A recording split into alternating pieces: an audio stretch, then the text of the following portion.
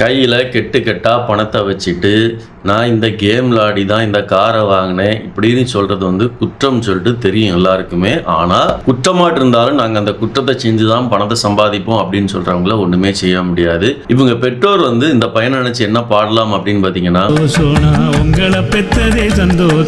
ஆனா இவரை நம்பி இவரோட வீடியோவை பார்த்து பணம் ஏமாந்தவங்க அந்த அளவுக்கு பெற்ற பணம் ஏமாந்தவங்க கோவத்தில் இருக்காங்க. ஆனாலும் நாங்கள் பணத்தை ஏமாற்றி தாண்டா சாப்பிடுவோம், உங்களால் என்னடா பண்ண முடியும் அப்படின்னு சொல்லிட்டு நேற்றும் ஸ்டேட்டஸில் இந்த காரை வாங்குறது நான் இந்த கேம் தான் விளாடினேன் அப்படின்னு சொல்லிட்டு போட்டிருக்காரு. அந்த கிளிப்பை பாருங்கள்.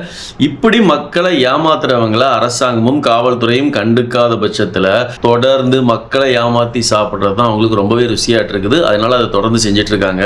இவர் டிவிகே வச்சு தான் வளர்ந்தார் அப்படின்னு சொல்லலாம். டிவிகே அப்படின்னு சொல்லி தான் ஃபாலோவர்ஸ் ஏற்றினாரு. விஜய் அண்ணா என்கிட்ட பேசினாரு, ஃபேமிலிஸ் இப்படி சொல்லி மக்களை ஏமாத்தி இந்த அளவு growth ஆயிட்டாரு. இவர் டிவிகே அப்படிங்கிற ஒரு போர்வையை போத்திட்டு இந்த மாதிரியான ஸ்கேமிங் துணிஞ்சு செஞ்சுட்டு இருக்கிறாரு. தடுப்பதற்கு யாரும் இல்லை அப்படின்னு சொல்லிட்டு முடிந்த வரைக்கும் அவரை ரிப்போர்ட் பண்ணுங்க, முடிந்த வரைக்கும் காவல்துறைக்கு வந்து அவரோட வீடியோ டேக் பண்ணுங்க. இந்த மாதிரியான ஒரு விஷயம் நடக்குது அப்படின்ட்டு நம்மளால முடிஞ்ச வரைக்கும் ஸ்ப்ரெட் பண்றது மூலமாக ஏதாவது நன்மை கிடைக்கிறதுக்கான வாய்ப்பு இருக்கு அப்படிங்கிறது இந்த வீடியோ முடிச்சுக்கிறேன். உங்களோட கருத்து என்ன அப்படிங்கிறத கமெண்ட்ல சொல்லிட்டு போங்க.